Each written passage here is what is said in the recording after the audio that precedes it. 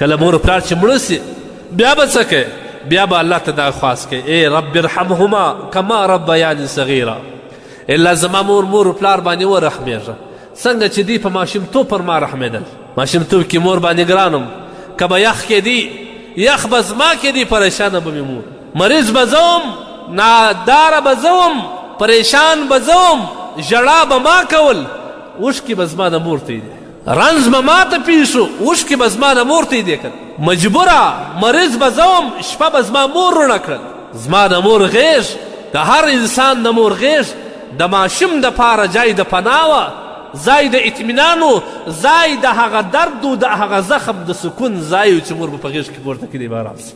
وقل رب ارحمهما کما ربیاني صغیرا. ای الله پر دې باندې ورحمېږه، داسې ورحمېږه لکه دې چې په ماشومتوب پر ما څنګه رحمېدلي دي. لهذا پکار دا ده چې د مور و پلار سره ښېګڼه او احسان وسي. ان تر دې که چیرې دا مور و پلار کافران وي، مشرکین وي، خو ستا مور وي یا ستا پلار وي، لا الله جل جلاله تا ته د هغوی سره د ښېګڼې حکم کړی دی، هغوی ته د ښېګڼه.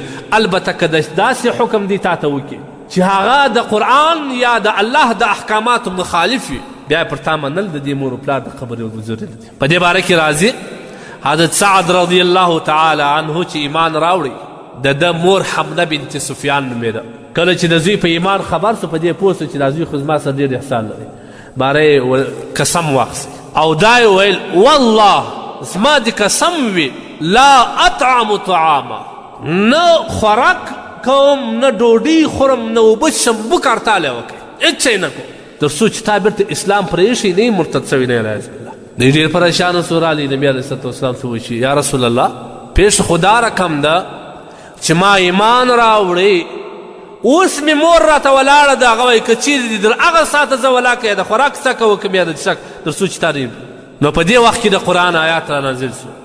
الله جل جلاله فرمایي که چیرې دوی تاسو ته په دې باندې امر کوي چې هغه د الله تبارک وتعالی سره د شرک یا د بل امر کوي فلا تطعهما، بیا فرمانبرداري وکړه. د چې د آیات واورېدې ډېر خوشحاله سو، کور ته راغلی، باره وایي مور هغه ورته وایه وایي ما ته خو الله فیصله راکړه، اوس خو دې یو نفس دی، اوس دې یو نفس دی، زما دې په رب د کعبې قسم وي چې سل روحه دې سي، سل نفس دې سي، هر نفس وزي وزي وزي وزي څومره درد به ماته راکړي، لا والله بالله که د دې ایمان نه تېر سي. مور یې زړه ته وویلې چې کاکا سړی خو اوښتی دی، برته یې خپل بوک هرتال مات کړي. نو په هغه شیانو کې چې مور و پلار تا ته حکم وکړي چې تا ته وایي زوی غلا وکړه، زوی درواغ ووایه، زوی د بل مال راوړه، فلا تطعهما، بیا به د مور و پلار ته فرمانبرداري نه کوي په دې شي کې. البته په شرعي احکاماتو کې پلار ته وایي لمونځ وکړه، مور ته وایي لمونځ وکړه، بیا په دې صورت کې بیا به تا باندې لازم دی چې د دې خبره به منې او د دې سره په لاره والې.